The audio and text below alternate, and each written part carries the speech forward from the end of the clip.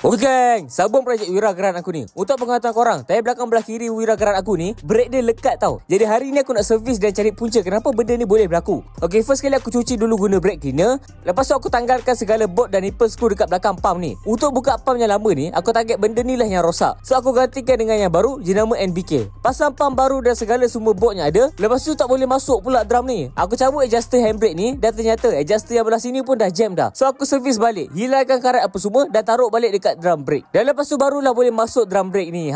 Dan boleh pusing dengan senang. Mantap. Lepas tu aku buat bleeding dan test tarik handbrake dan lepaskan semula. Alamak geng, masalah brake lekat tu masih ada lagi geng. Haiya. So aku cabut balik drum brake tu dan aku cabut segala benda yang ada dekat dalam drum brake tu. Dan aku kena pasti benda Allah ni lah yang jam weh. Sepatutnya benda ni free play tau, boleh gerak-gerak. Tengok memang ketat. Benda ni lah yang sangkut untuk handbrake tu. Jadi jom settlekan benda ni. Aku cabutkan pin yang ada dekat situ dan sepatutnya lepas cabut pin tu, benda ni boleh tanggal terus. Tapi ternyata masih lagi jam. Aku ketuk-ketuk barulah dia boleh keluar. So aku ambil baru sedawai dan gosok-gosok semua kesan karat yang ada. Aku gosok sampai putih besi ni. Spring dia pun aku gosok juga. Lepas tu aku pasang balik dekat brake dan pasang pin balik. Barulah dia boleh bergerak dengan bebas. Mantap. Lepas tu aku pasang semula dekat drum brake ni. Satu tips untuk korang, kalau korang nak tanggalkan benda ni, better korang rakam supaya masa nak pasang balik nanti tak tersalah pasang. Boleh tengok balik video yang korang cabut tu. So siap dah geng. Mantap. Nampak bersih dah.